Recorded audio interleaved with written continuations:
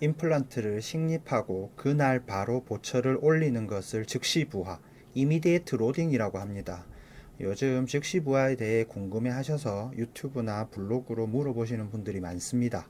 그러면 어떤 과학적인 근거로 즉시 부하를 하는 치과 의사들과 안 하는 치과 의사들이 나뉘었을까요? 못은 받고 바로 가방을 겁니다. 임플란트로 치면 이미디에이트 로딩, 즉시 부하입니다. 왜 못은 임플란트처럼 받고 두 달 있다가 가방을 걸지 않을까요? 못은 시간이 지난다고 결합력이 더 좋아지지 않습니다. 못의 결합력이 가장 높은 시기는 못을 박은 그 시기입니다. 만약 못의 결합력이 10인데 가방의 무게가 15이면 못은 가방의 무게를 견디지 못하고 빠집니다. 물론 물리학적으로 힘을 벡터로 나누고 해야 하지만 이해를 돕기 위해 간단히 보겠습니다. 그러면 가방의 무게보다 못의 결합력이 더 크면 못이 버팁니다. 가방의 무게가 못의 결합력보다 더 크면 못이 버티지 못하고 빠집니다.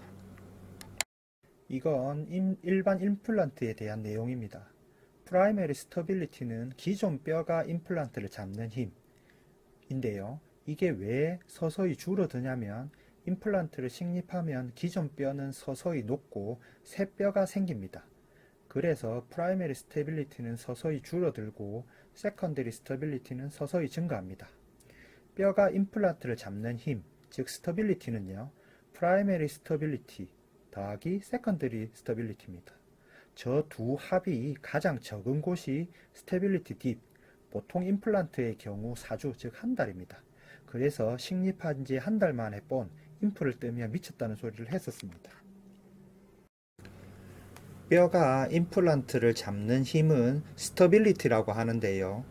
프라이머리 스터빌리티 더하기 세컨더리 스터빌리티입니다. 처음 임플란트를 식립하면 세컨더리 스터빌리티는 0입니다. 그러면 프라이머리 스터빌리티를 40이라고 하면 스터빌리티는 1 더하기 2니까 40이죠.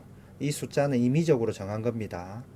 스테빌리티 딥에서의 뼈가 임플란트를 잡는 힘을 대략 20이라고 하면 씹는 힘이 20보다 크면 임플란트는 빠집니다. 그러면 스테빌리티는 프라이머리 스테빌리티 더하기 세컨더리 스테빌리티니까 20입니다. 이 숫자도 임의적으로 정한 겁니다.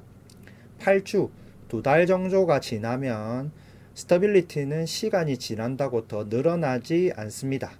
그래서 보통 2달 후에, 이건 상황마다 조금씩 다릅니다만, 본 임플을 떠서 보철물을 만들고 음식물을 씹게 됩니다. 음식물을 씹는다는 건 임플란트에 힘을 가한다는 소리겠죠. 이때 스테빌리티는 60, 이 숫자 역시 임의적으로 정한 것입니다.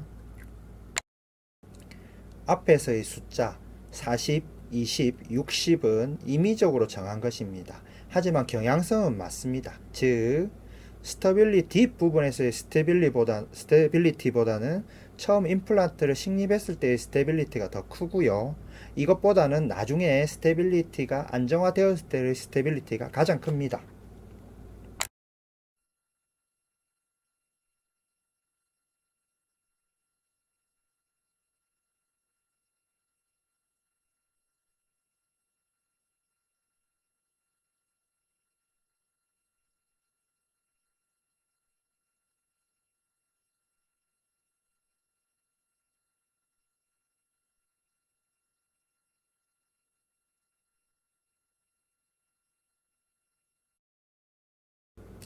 보통 즉시 부하, 이미디에이트 로딩은 하나의 임플란트보다 여러 개의 임플란트일 때 많이 합니다. 만약 스테빌리티 딥식이라면 하나의 임플란트의 스테빌리티는 20입니다. 4개의 임플란트니까 20 곱하기 4 하면 80이죠. 씹는 힘이 25라면 4개의 임플란트의 스테빌리티는 80입니다. 임플란트가 빠지지 않겠죠.